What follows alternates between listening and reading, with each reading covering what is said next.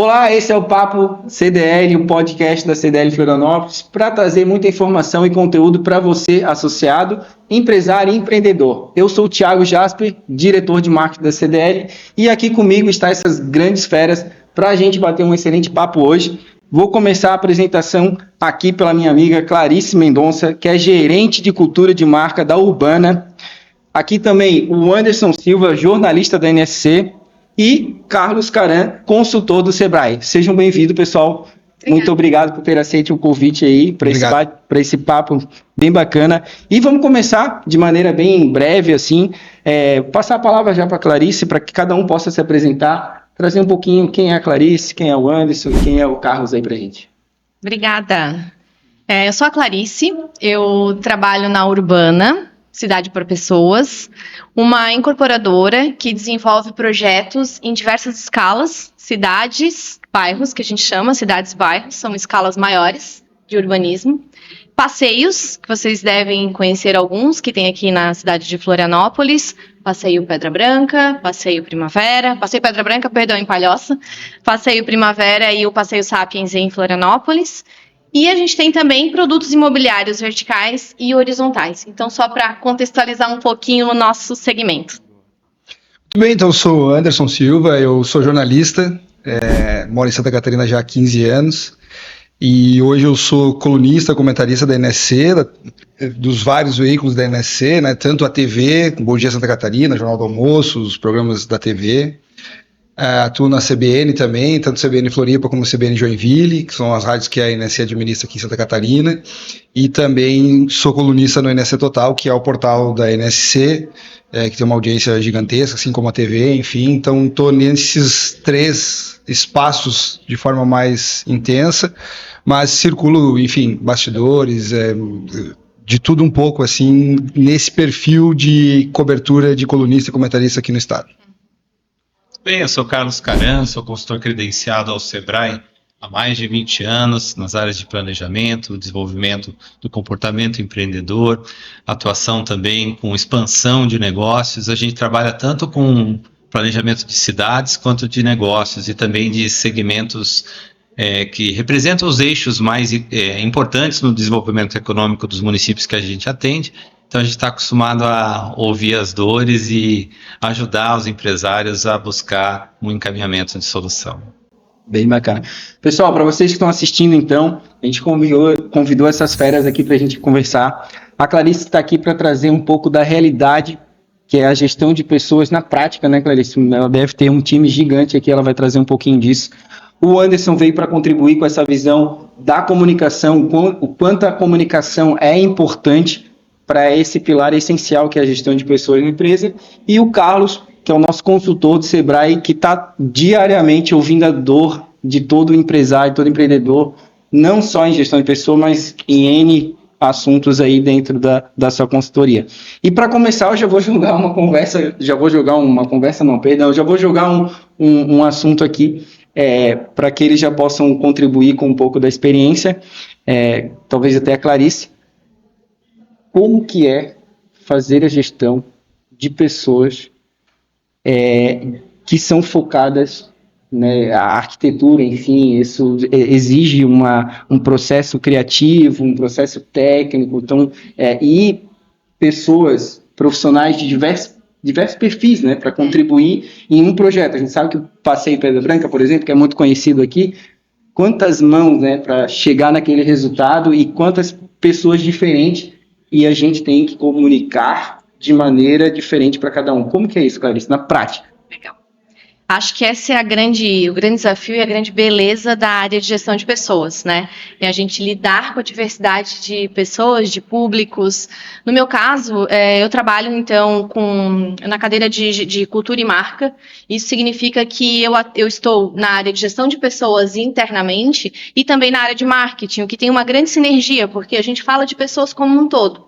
Então, quando a gente olha para o case da Urbana, né, que é uma empresa que constrói lugares para as pessoas viverem bem, uma empresa que tem como propósito melhorar a cidade para as pessoas, eu tenho que sempre colocar em tudo que eu faço esse prisma, né? Como que eu melhoro a cidade para as pessoas em todos os níveis, em todas as camadas da empresa? desde de todas as áreas administrativas, ou quem está lá na obra, ou o arquiteto que está pensando no nosso empreendimento. Então, de fato, a gente precisa, como desafio, eu acho que a gente precisa trabalhar muito na comunicação, na disseminação do que é a identidade da Urbana, como que ela trabalha, quais são os seus valores, para que a gente consiga ir buscando essa sinergia do grupo. Então, acho que uma das coisas está relacionada, então, a essa questão da gestão dessa identidade da marca, de como que a gente comunica isso através de alguns rituais internos, claro, mas também como que a gente fala, qual é o tom de voz que eu uso para o público final. E tudo tem que ser muito convergente. E quando a gente está lá na prancheta, desenvolvendo projetos, todos esses valores, todas essas premissas, elas são expostas antes de começarmos o traçado mesmo, o traçado urbano ou o traçado arquitetônico. Porque é a partir dessas premissas que se constroem os lugares diferentes. E isso tudo vai impactar depois em como as pessoas usam esses espaços. Então, quando a gente fala de gestão de pessoas, e aqui nessa visão ampliada, nós estamos olhando diversos stakeholders, né? A gente está olhando desde lá a concepção do projeto, depois quando ele está em fase de lançamento, quando ele está na fase de construção, na entrega do empreendimento e depois no uso desse endereço. E tudo isso com as pessoas que estão fazendo essas ações, essa construção, que são os colaboradores, né? Então, todos têm que estar... esse é um desafio e a beleza, eu sempre falo, porque, né, eles têm que caminhar muito juntos, assim. Sabe que tem uma coisa curiosa sobre isso, porque o meu papel não é tecnicamente, né, vender nada, né, mas eu tenho esse cuidado de gestão, e eu também não tenho gestão de pessoas, né, eu sempre digo, a minha esposa é gestora, eu não sou gestor, e eu não tenho muito esse perfil de gestão, mas eu faço gestão também na curadoria do meu conteúdo, porque eu tenho que saber como isso vai impactar as pessoas. Então, vamos lá, dias atrás eu listei quantos espaços eu tenho de comunicação no NSC e fora da NSC, incluindo as redes sociais. Então, são, sei lá, 6, 7 espaços. Para cada um desses espaços, é uma forma de me comunicar. Então, Bom Dia Santa Catarina, que é um jornal estadual, eu preciso saber que eu falo com o estado todo. Então, eu preciso escolher assuntos que impactem o estado todo.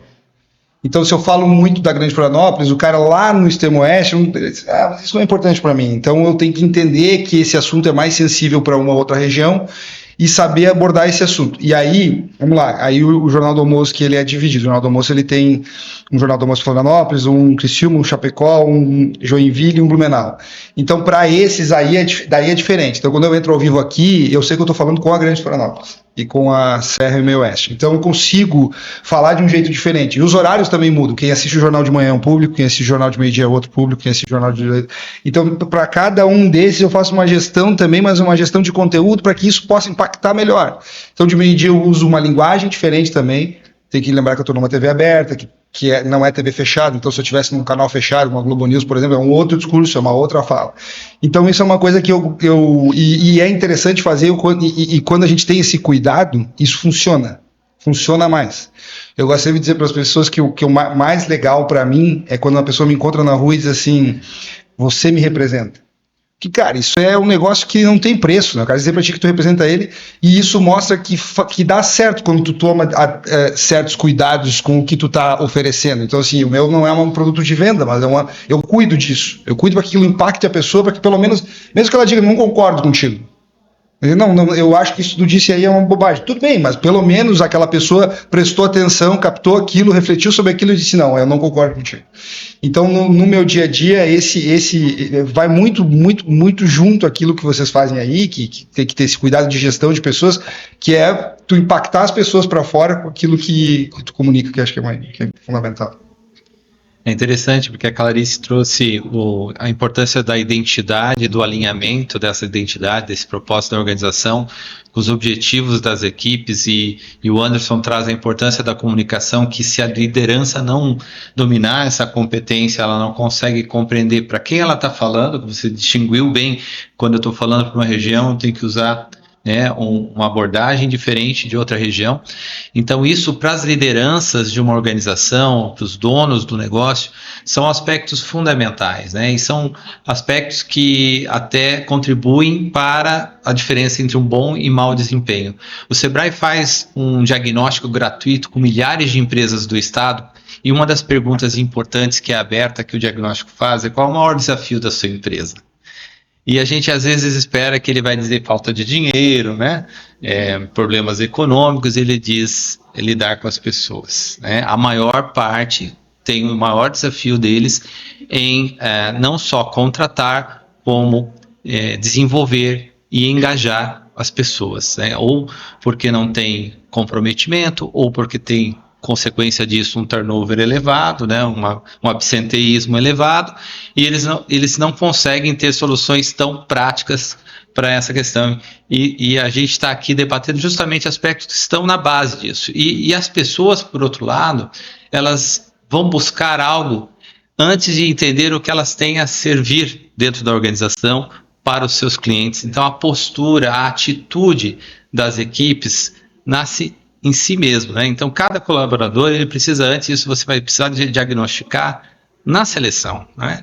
A postura proativa em servir, eu estou aqui não para ser servido, mas primeiro para servir. Se eu não estou com essa postura com a empresa, vou estar menos ainda disponível para o mercado. E aí sim, se eu estou disponível com essa postura, eu ouço e me alinho à identidade, eu abro a escuta ativa para me comunicar e me comunico melhor. Mas essa postura realmente é um grande desafio das organizações hoje. E falando de desafio, eu quero provocar aqui agora, eu estou aqui mais com um papel de representar o nosso associado. Que a gente fala aquele associado que está com a barriga no balcão mesmo, né? Assim como eu estou no meu negócio.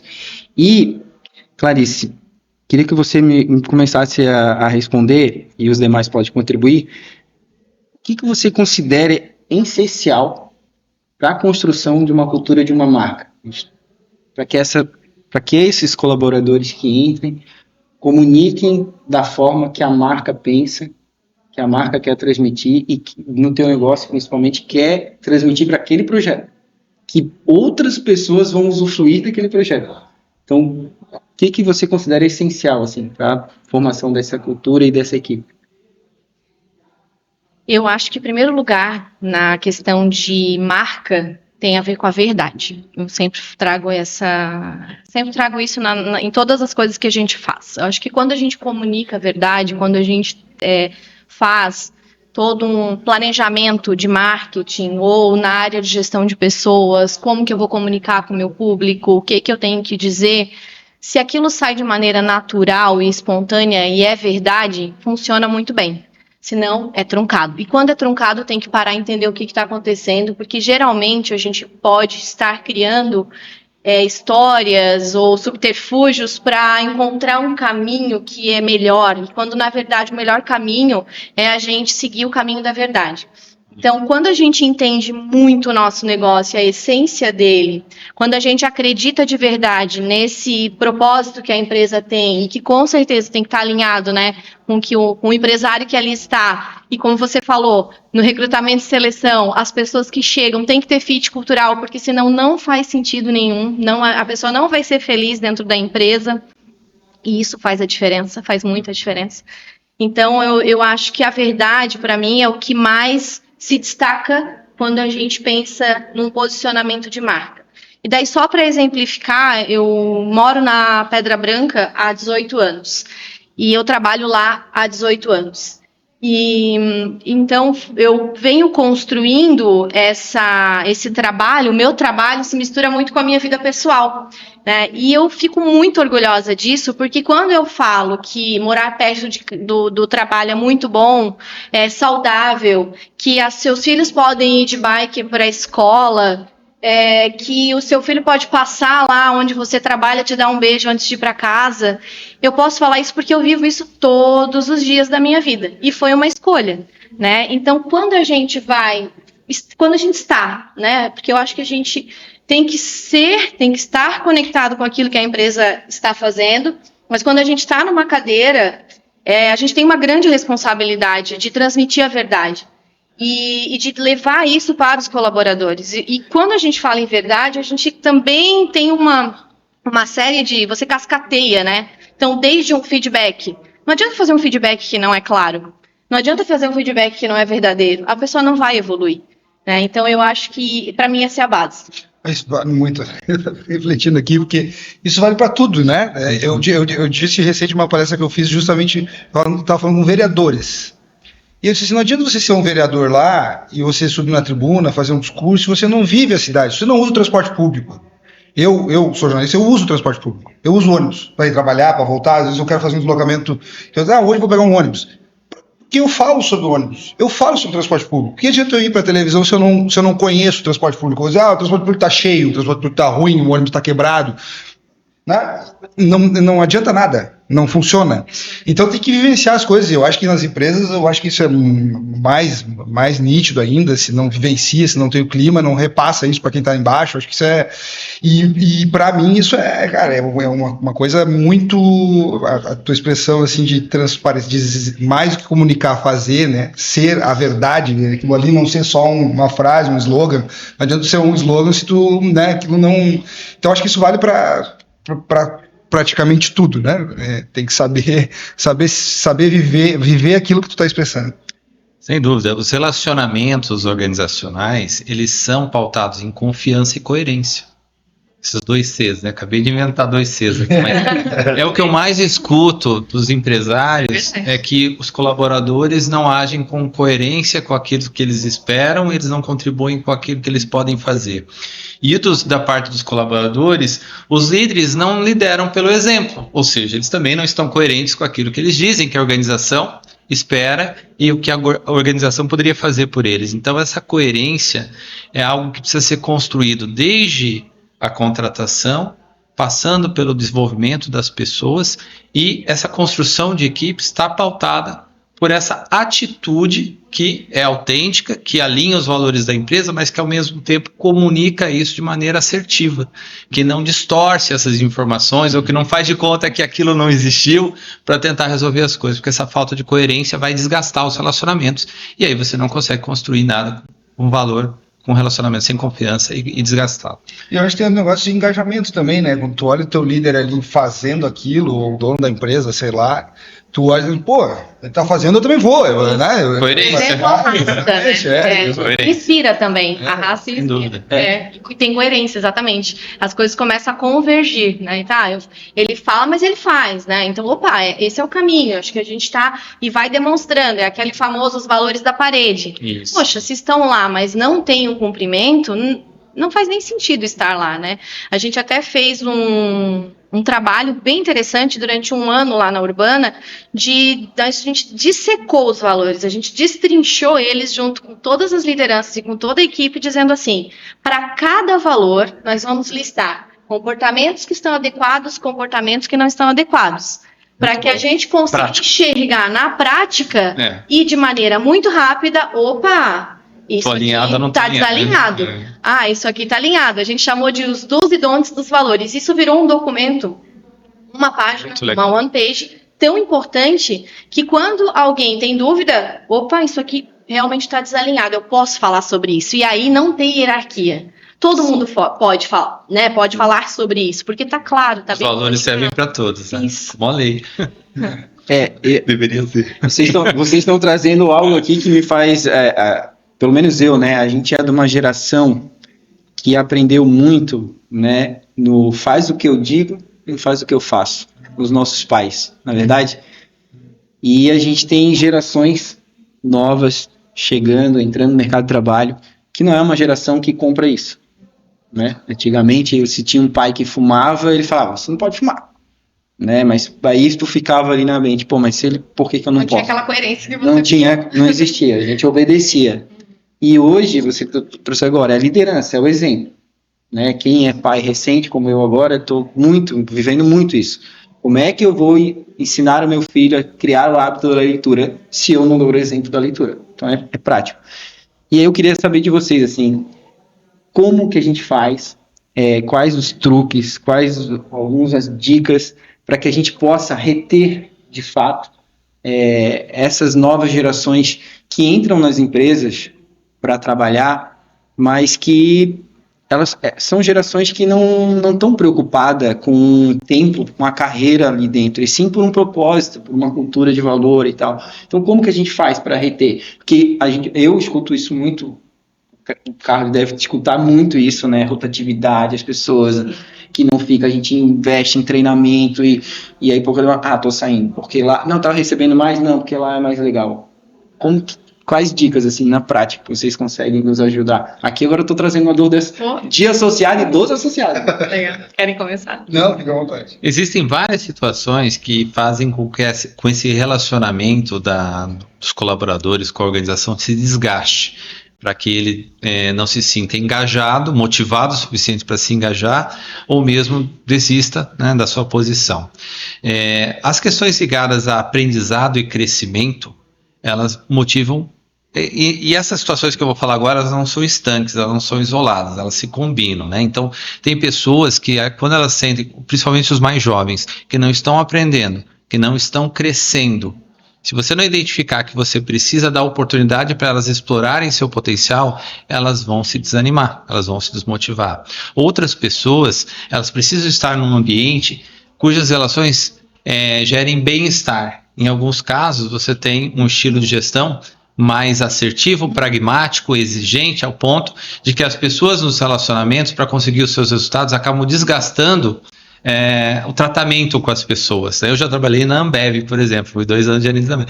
Lá naquele período, o bem-estar da relação não era tão importante quanto o atingimento do resultado.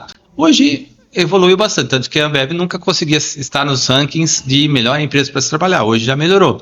Mas o que eu quero dizer é que de cultura. Sim, precisou, porque o turnover era elevado e eles continuavam uma taxa de crescimento elevada. Então, o bem-estar entre as pessoas está no respeito, está na forma que a gente se relaciona, na confiança, no bem-estar do ambiente também. Tem outros aspectos que estão relacionados à proposta, identidade, como a Clarice falou. Então, tem uma parte desses colaboradores que, se eles não estiverem alinhados com para que a empresa existe, eles vão se desanimar, vão perder o engajamento e vão, muitas vezes, se afastar da organização. Tem a parte que todo mundo recebe para estar lá, que é a parte financeira, dos benefícios. Eu preciso garantir a minha segurança financeira e ter uma perspectiva até muitas vezes de crescimento. E tem uma outra parte, uma quinta parte, que é assim, tem pessoas que elas trabalham num negócio que elas fazem aquilo que elas gostam de fazer. Principalmente atividades que são muito técnicas, muito especialistas, eles vão se manter na organização se eles estiverem fazendo o que eles gostam de fazer. Às vezes eles recebem uma promoção vertical e deixam a organização porque eles não querem assumir mais responsabilidade ou necessariamente mais poder. Eles querem fazer melhor, cada vez melhor, aquilo que eles já sabem fazer. Às vezes até o jornalista ele não deixa de ser jornalista porque ele gosta da comunicação. Então ele vai trabalhar em qualquer lugar naquele mesmo papel, naquela mesma função. E assim nós temos técnicos que têm esse perfil. Então a gente tem que olhar para essas pessoas entendendo, né, como o Anderson falou, né, qual é a expectativa, qual é o perfil dessa pessoa, né? Fazer um bom assessment, que a gente diz nas empresas, que é o diagnóstico do perfil psicológico, dos objetivos dessa pessoa e o que cria um elo de ligação que traz coerência e confiança para ela permanecer na organização, que muitas vezes não vai ser aquilo que a organização traz para todo mundo, né? Então, um especialista, ele vai se sentir bem numa promoção horizontal, ele vai querer ser promovido, por exemplo, salarialmente, mas continuar na mesma função e ser cada vez mais reconhecido pela especialidade dele, enquanto outras pessoas querem crescer, querem assumir mais cargos de poder, querem mais responsabilidade, e você motivar para essas pessoas ficarem não é o mesmo caminho, né? Então, aquelas que todas, em teste, deveriam se identificar, por exemplo, com a identidade e os valores da organização para que ela existe. Mas isso é uma coisa comum a todos, que nem todos vão colocar como prioridade para decidir isso aqui vai fazer sentido ou não. E sabe qual é a causa que as pessoas mais demitem de organização? Comportamento. Problema com o chefe. Elas se demitem por causa de relacionamento. Então, como é que faz para engajar alguém que não tem no seu líder, alguém que inspira, alguém que os motiva a se desenvolver e a dar mais resultado para a organização? Vou trazer um contraponto aqui que eu gosto bastante, que é a autorresponsabilidade. Existe, claro, né, uma responsabilidade nossa como corporação de fazer todo esse ambiente ser compatível com o desenvolvimento, um ambiente de aprendizado, um ambiente que seja alinhado com esses valores e o propósito da empresa e que a gente consiga, sim, prestar treinamentos, e a gente faz muito isso, né? Tem trilhas de liderança, enfim, todos esses alinhamentos necessários para toda a equipe. Mas a gente fala muito também em autorresponsabilidade. Por quê?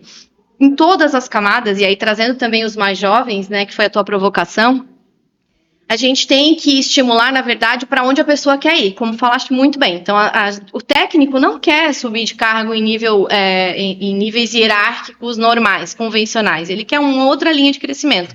Acho que essa é uma inteligência importante que nós, como empresa, precisamos ter cada vez mais, de como que a gente vai se moldando para essas novas realidades de mercado, né? Então, a carreira não é mais tão óbvia quanto antes. As empresas vão se remodelando para se adequar também a essa diversidade de público que tem nela, né?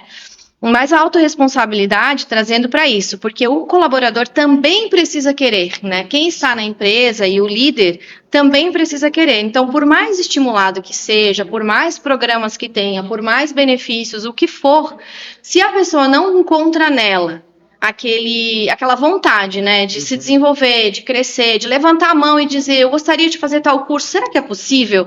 Se arriscar um pouco mais, ousar e trazer isso para dentro da empresa, porque eu acredito demais que isso ajuda a desenvolver e a crescer, sabe, o todo. Então, a gente também fica numa posição, às vezes, numa cultura muito paternalista. Verdade. E é muito importante a gente estimular que as pessoas pensem na sua própria carreira. Então, eu, Clarice, hoje estou como gerente de cultura e marca. Ok, mas o que eu quero para mim? Como que eu quero me desenvolver? O que eu gostaria de almejar para além do que está aqui, né? E isso eu acho que é um pensamento que só amplia e soma, assim. Eu vou dar um depoimento pessoal aqui. A NSC, eu estou 15 anos lá. Eu entrei como repórter, que era o repórter em Blumenau. Nós tínhamos um jornal lá, ainda tem uma equipe lá, um jornal impresso, e eu entrei como repórter das 7h30 da manhã. Então, eu era o primeiro repórter. Era o horário que ninguém gostava, muito cedo, 7 da manhã, ninguém queria e tal. E aí contrataram, o repórter era eu. Eu era o primeiro, então eu era o repórter mais júnior na época. Então eu tinha 19, 20 anos, então eu entrei. Foi. Aí comecei a gostar de algumas coisas, fui indo. Naquela época tinha jornal impresso, tinha o site, então fomos fazendo algumas reportagens e tal. E aí eu fui ficando mais próximo de da área da cobertura de polícia, segurança pública e tal, que era uma área que eu gostava bastante. No passado do tempo, abriu uma vaga aqui, eu vim para cá, no então Diário Catarinense, trabalhei aqui um tempão como repórter de polícia, e aí as coisas foram, como antes era a RBS, a NSC sempre teve vários veículos de comunicação, só que não havia muita integração. A TV, às vezes, não conversava muito com o rádio, não conversava muito com o jornal, as equipes não se integravam. E essa foi uma batalha que, durante anos, a NSC conseguiu fazer isso muito bem. Até na época da RBS começou então vamos... E conseguiu, a NSC tem várias preocupações com essas questões todas que vocês estão falando de marca. Volta e meia me chamam lá para ajudar, porque eu sou um cara colaborativo nesse processo. Então, eles fazem várias iniciativas. E aí, juntou as redações, tudo muito junto e tal. Aí chegou um momento que eu disse assim, cara, eu não quero fazer uma coisa só. Eu quero fazer tudo. Eu não quero fazer só, porque até então era ou só faz rádio, ou só faz TV, ou só faz jornal. E ainda existe pessoas assim, né? E tudo certo. Eu disse, eu não quero isso. Eu quero fazer tudo. Eu quero escrever pro site, eu quero escrever pro jornal, eu quero falar na rádio e quero aparecer na TV. Eu quero tudo isso aqui. E aí eu acho posso estar enganado, mas eu fui um dos primeiros a fazer isso, porque hoje até não... São poucas pessoas que fazem isso hoje. Talvez seja mais eu, mais uns 2, 3 colegas que fazem todos os veículos. E aí chegou um momento, até uns 10 anos, que me testaram, não, mas agora tu vai ser coordenador de produção, e era um cargo meio de gestão. E aí então tu vai dar as pautas para os outros, e os outros vão para a rua e não sei o que. E aí eu fiquei um tempo, aí mudou o chefe lá na época, e ele me disse, não, Anderson, nós vamos mudar, eu quero que tu vá para reportagem e tal. E aí passou uns 4, 5 meses, eu encontrei ele e disse, cara, muito obrigado. Eu não quero aquilo, eu não quero gestão, eu quero o meu perfil, rua, informação, buscar informação, voltar, exatamente. E aí eu disse, minha esposa é gestora, ama ser, é muito boa nisso, e não é meu perfil. Eu vou, se precisar, e aí eu me coloco sempre à disposição no quê? Faz umas 2 semanas eu fiz isso, encontrei uma gestora lá e disse assim, eu quero fazer um papo com todos os repórteres nossos do site aqui, para eu falar da minha experiência. Para eu contar como é que eu faço no meu dia a dia, como é que eu busco informação, como é que eu consigo informação em off, bastidor, furo e tal.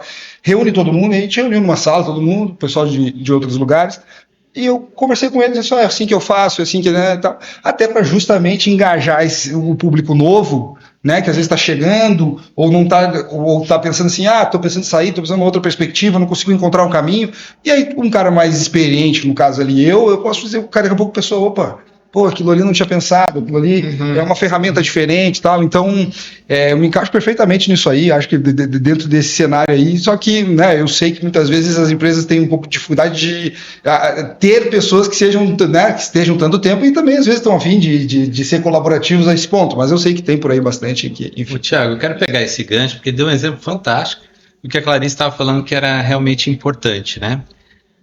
Empreender e trabalhar para a empresa é coisa para adulto. O que eu quero dizer?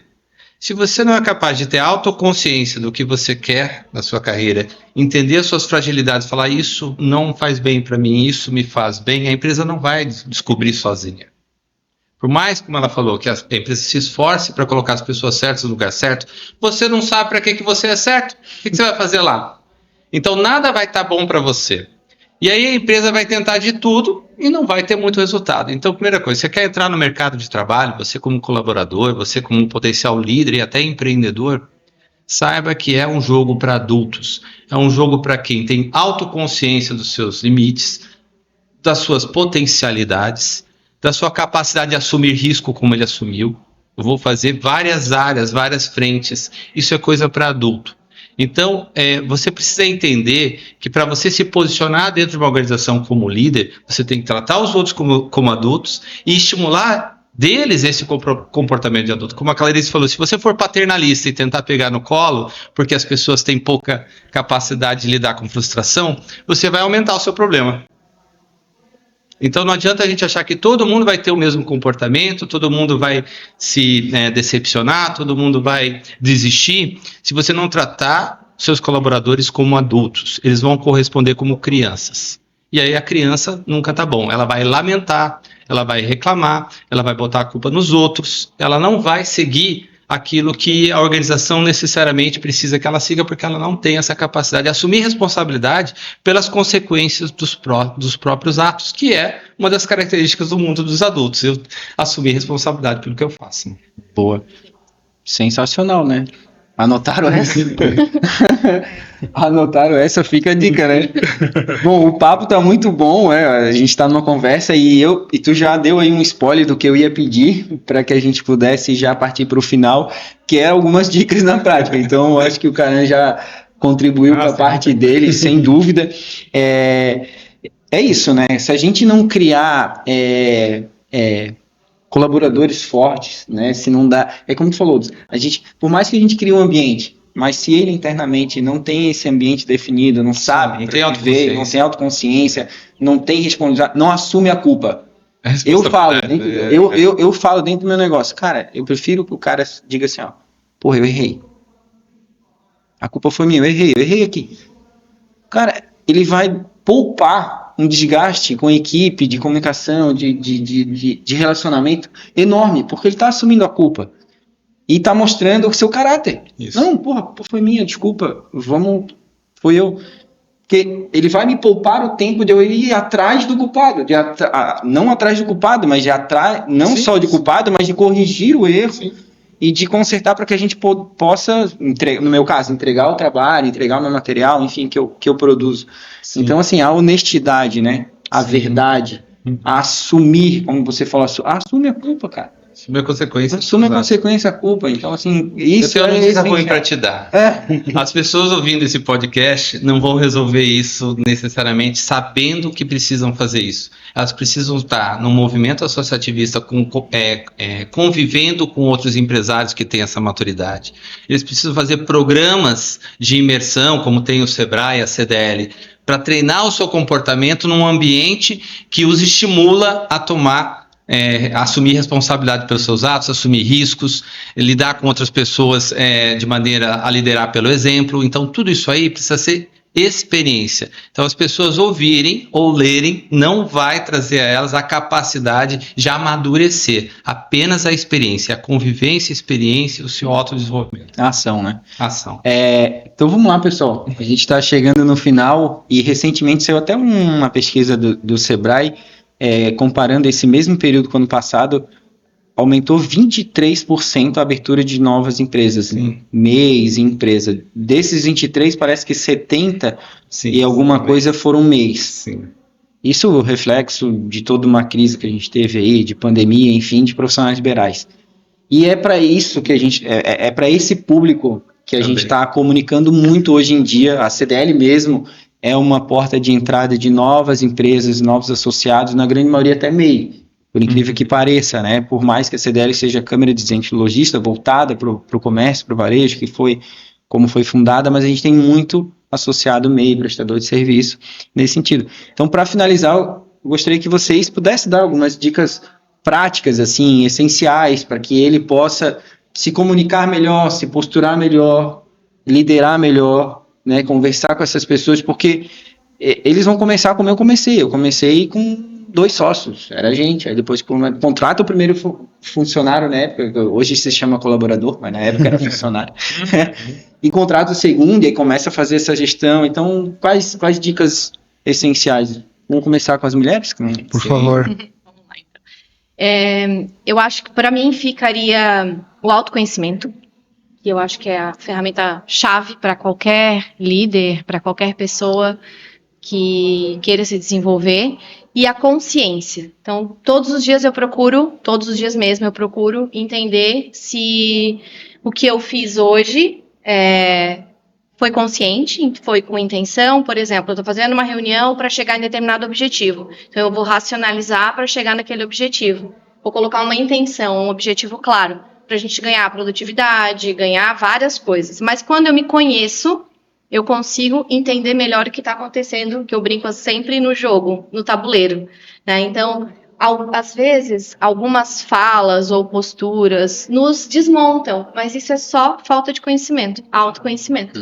Então, quando a gente se conhece profundamente, e isso dá trabalho pra caramba, porque realmente precisa, é o mais difícil conhecer a gente mesmo, né? É mais fácil conhecer o marido, o filho, um amigo, dar pitaco sobre isso, aquilo, mas sobre a gente é muito difícil. Então, para mim, uma palavra-chave é autoconhecimento e a outra é consciência o tempo todo.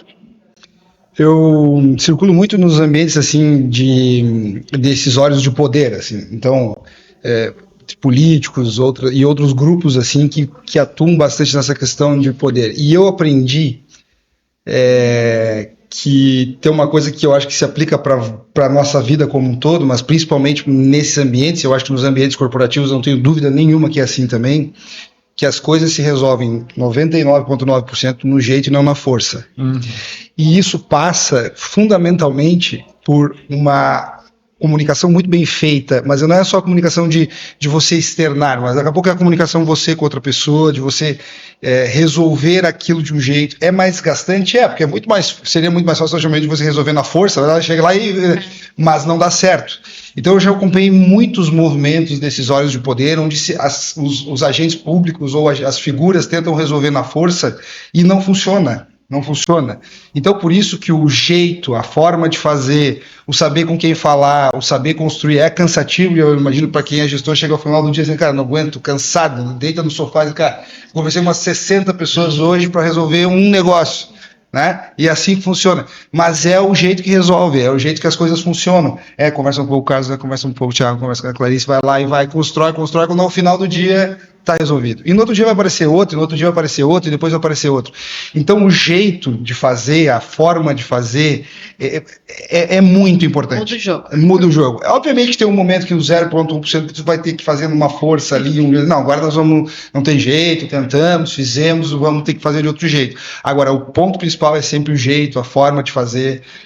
Eu acho que essa questão da consciência e da inteligência emocional é fundamental também. Eu acho que é um ponto importantíssimo que, quando não aparece, isso fica nítido também. Mas, geralmente, quem não tem essa questão de consciência e inteligência emocional usa a força e não o jeito.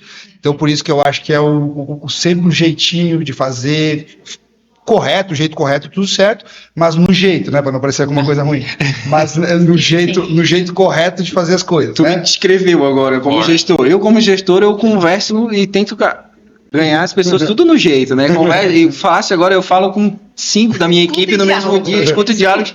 Mas tem umas criaturas que a gente tem que usar o 0,1%, porque é umas criaturinhas que a gente tem que dar um empurrãozinho. que a gente conversa, mas tem que dar um empurrão, porque ele por si não se empurra. Então, opa, peraí, eu te empurro. Então, às vezes é isso, né? Naquela pessoa, naquele determinado, que ele tem esse perfil um pouco mais paradão e tal, então tu tem que dar um empurrão por ele, né? Fazer em ambientes grandes, corporativos, tu lida com muita gente, tu lida com muitos egos, tu lida com muita vontade, até com, infelizmente, alguma disputa interna entre um e outro. Isso, muitas vezes, tu tem que fazer política. Tu tem que ir lá conversar com um, contentar o outro, entrega um pouco para o outro. Então, isso passa também pelo jeito de fazer as coisas para te conseguir, ao final do dia, respirar tranquilo e entregar aquilo que tu quer. E eu só pegar um gancho rapidinho, já te passo a palavra, mas eu acho que isso está muito embasado também no que a gente falou dos valores, né? Porque quando tem ali, que tem que resolver esse tipo de coisa com essa malemolência que a gente precisa ter na gestão de pessoas, né? A gente vai sempre fazer pelo lado correto. O que a gente vai se pautar aqui? Nisso. Olha só, é nisso aqui que a gente está pautado. Então nós vamos por este caminho aqui, porque é nesta empresa que a gente trabalha. E aqui as coisas funcionam com base nesses valores, nessa missão. Vamos lembrar? E aí isso ajuda muito, né? No dia a dia é ferramenta mesmo isso, assim. Então, só te complementando, claro, porque eu acho que é isso mesmo. Tem que ter esse jeito, esse jogo de cintura, e o que nos ajuda aí para a prática, às vezes, é lembrar, lembra aqui, lembra disso, lembra como a gente trabalha aqui. Antes de passar a bola para ti, só mais um comentário que eu lembrei. A minha esposa, ela é sargento da aeronáutica, controladora de voo. Então, é um ambiente totalmente diferente do meu. Eu, a gestão de pessoas na prática, né, projetos, enfim. E ela fala que eu estou sempre fazendo carinho e dando tapa, Então, o meu papel é fazer um carinho e dar tapinha. É um carinho e um tapinha, Porque muitas vezes, a gente vai lidar com as pessoas e a gente tem que se autoconhecer, né? Respirar antes, falar, e às vezes a gente tem que trazer um feedback que é um pouco honesto, mais duro, mais firme. E ela vive falando que eu fico passando paninho. Ela fala que eu passo paninho, que é o carinho. Então eu chego, eu faço carinho, eu converso, eu tento entender, para daí dar o tapinha que eu falo, pessoal. Não é um tapinha, né? Não é literal. Mas é eu colocar o de fato eu preciso colocar, né? Não é impor, mas colocar e fazer com que ele tenha consciência de, não, é esse caminho, então vamos seguir. Então, tu fez eu lembrar disso só para compartilhar, né? Que é o meu papel, todo dia. Faz o carinho, dá um tapinha. Faz o carinho, dá um tapinha. Nem sempre vai ser carinho. Vamos lá, cara. As pessoas são diferentes, né? A gente tem pessoas com nível de consciência, de autoconsciência diferente. A gente tem organizações com culturas mais ou menos estabelecidas. A cultura militar é muito bem estabelecida. Então, já se espera esse movimento de tapa e assoprar. Eu servi o exército, então assim, eu senti isso na pele. Então, as organizações, elas constroem a sua cultura base no que a Clarice e o Anderson falaram, né? Na comunicação e na sua história, nos seus propósitos, na sua identidade e naquilo que elas oferecem. Eu posso dizer pelo Sebrae, que o Sebrae eles olha muito para os MEIs, né, que geralmente tem uma fragilidade muito grande de trabalhar sozinhos, mas não precisam estar sozinhos. Eles precisam se associar a movimentos que têm cooperação, como a CDL, precisam procurar programas onde haja outros MEIs disponíveis para crescer junto com eles. Então, não pode se isolar, esse é o ponto. Para eles aprenderem a crescer, a desenvolver seu negócio, tornarem uma microempresa, uma pequena empresa, uma grande empresa, a Microsoft, ou melhor ainda, a Apple, que é a empresa mais valiosa do mundo, começou na garagem com 2. Pode assistir lá no Netflix a história, né, do Steve Jobs. Então, você está num negócio agora, você vai chegar tão longe quanto a sua visão lhe permitir, a sua competência e abertura para aprender lhe permitir. E você precisa encontrar ambientes em que você esteja acompanhado de pessoas que te deem esse exemplo, assim como dentro das organizações também. Mas seja você o exemplo também daquilo que você quer encontrar na organização. O Sebrae tem um programa para MEIs que chama MEI Up, que traz em vários módulos aspectos que precisam ser desenvolvidos para que esse empreendedor, mesmo sendo jovem ou de mais idade, tenha maturidade de gestão. E olhe para a empresa como uma organização e não como uma eu-presa, ou seja, limitando a sua capacidade de agir. Então, entenda os recursos e, né, a realidade da organização de maneira diferente. E para líderes de organizações, né, tem um lidere. Então, você procura no seu estado ou na sua cidade, Tem várias cidades de Santa Catarina que oferecem o Lidere, que é uma imersão de liderança, que ensina a liderar pelo exemplo, que ensina a comandar equipes de uma maneira a estimular, né, o desempenho sem atropelar, né, necessariamente a individualidade dessas pessoas, o nível que, né, tanto de desenvolvimento quanto de aspiração que elas têm em relação ao trabalho. E aí você faz isso em 4 encontros, né? O Sebrae vai fazer, se você está assistindo isso antes de novembro de 2025, em Florianópolis, em novembro de 2025. Depois você vai ter outras turmas em várias cidades, a oportunidade de fazer. Então você vai fazer a imersão, você vai ficar 4 dias inteiros trabalhando a si mesmo, em companhia de outros, para você modelar o seu comportamento de líder e poder desenvolver atitudes que a gente discutiu aqui, que dão resultado para as organizações. Sensacional. Só não evolui quem não quer, né? Que tá aí. Tem Sebrae. Tem que ser. O movimento tem que partir da gente. De cada um. A gente, de cada um. Ninguém arrasta ninguém por muito Ninguém arrasta ninguém.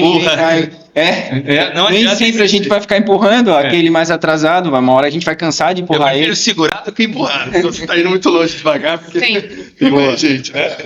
Pessoal, queria agradecer em nome da CDL pela presença aí, pelo papo enriquecedor. Muito obrigado. Obrigado por vocês terem aceitado o convite. Fala, pessoal. Esse foi o Papo CDL e a gente se encontra no próximo episódio. Tchau, tchau.